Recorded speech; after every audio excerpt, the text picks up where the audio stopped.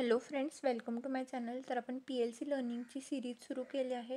मग लास्टच्या काही व्हिडिओजमध्ये आपण PLC म्हणजे काय, त्याचं बेसिक आर्किटेक्चर, त्याचे ॲडव्हान्टेजेस, ॲप्लिकेशन्स, त्याचे वेगवेगळे इनपुट्स आउटपुट्स, त्यानंतर त्याचं स्कॅन सायकल काय असतं, त्यातले वेगळे प्रोग्रॅमिंग लँग्वेजेस, त्यातलं लॅडर लॉजिक, हे सगळं डिटेलमध्ये पाहिलं होतं. त्या सर्व व्हिडिओची मी एक प्लेलिस्ट बनवली आहे.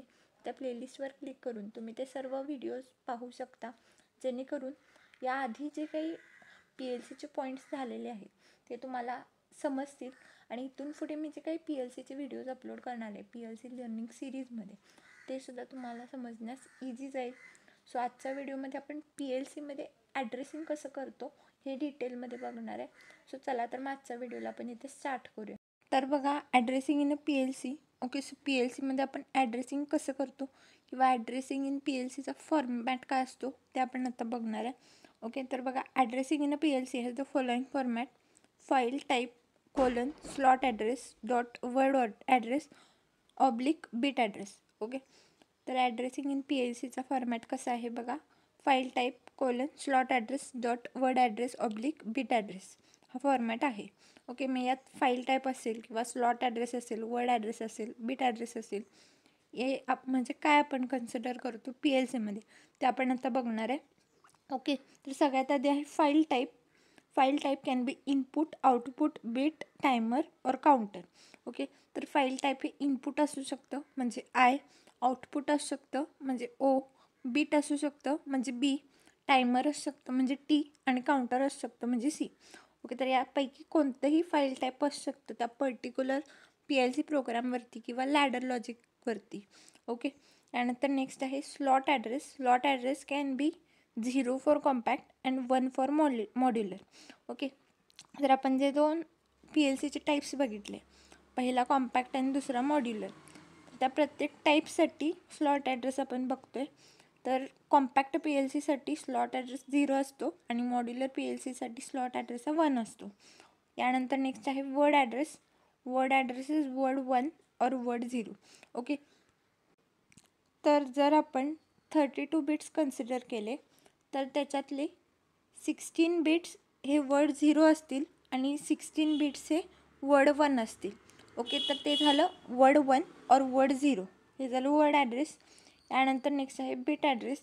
Bit address is 0, 1, 2 to 14, 15.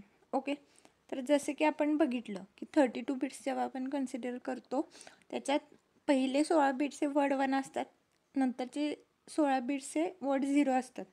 तसंच 0 to 15पर्यंतचे जे बिट असतात त्याला आपण बिट ॲड्रेस असं म्हणतो. ओके, तर यानंतर आपण 32 बिट्समध्ये ॲड्रेसिंग कसं करतो हे आपण एक्झाम्पल थ्रू समजणार आहे. ओके, तर जसं की मी तुम्हाला सांगितलं की 32 बिटचा ॲड्रेस जर आपण कन्सिडर केला तर त्याच्यात 2 वर्ड्स असतात, पहिला वर्ड 1 आणि दुसरा वर्ड 0. ओके, तर पहिले 16 बिट्स हे वर्ड 1 असतात, त्यानंतरचे 16 बिट्स हे वर्ड 0 असतात. तर ते तुम्ही तिथं बघू शकताय एक्झाम्पलमध्ये. ओके, यानंतर आपला जो ॲड्रेसिंगचा फॉर्मॅट आहे म्हणजे file type colon slot address dot word address oblique bit address हा यूज करून आपण त्याचं ॲड्रेसिंग केलं. ओके, तर बघा, या फिगरमध्ये राईट साईडवरून पहिलं जे एक्झाम्पल आहे I:0.0/0. ओके, तर हा ॲड्रेसिंग आहे. तर यात I हा फाईल टाईप आहे म्हणजे इनपुट, :0 हा स्लॉट ॲड्रेस आहे म्हणजे 0 आपण कॉम्पॅक्ट PLCसाठी यूज करतो आणि 1 मॉड्युलरसाठी यूज करतो. मग 0 कन्सिडर केलं आहे कारण आपण तिथं कॉम्पॅक्ट PLC कन्सिडर केलं आहे. .0 हा वर्ड ॲड्रेस आहे कारण ते वर्ड 0मध्ये आहे. यानंतर ऑब्लिक 0 हा बिट ॲड्रेस आहे कारण ते 0th बिटला आहे म्हणून. ओके, यानंतर त्याच्या बाजूला जे आहे ते बघा O:1.0/9. यात O हा फाईल टाईप आहे म्हणजे आउटपुट, :1 हा स्लॉट ॲड्रेस आहे. मग मॉड्युलरसाठी आपण 1 स्लॉट ॲड्रेस कन्सिडर करतो. ते मॉड्युलर PLC आपण घेतला आहे म्हणून 1.0 हा वर्ड ॲड्रेस आहे कारण आपण ते वर्ड 0मध्ये बघतोय. /9 हे बिट ॲड्रेस आहे, कारण आपण ते 9th बिटला बघतोय म्हणून. ओके, तर हे झालं दुसरे एक्झाम्पल. ओके, तर बघा यानंतरचे जे 2 एक्झाम्पल्स आहेत जे की वर्ड 1मध्ये आहेत ते सुद्धा सेम अशाच प्रकारे आहेत. एक आयसाठी आहे आणि एक ओसाठी आहे.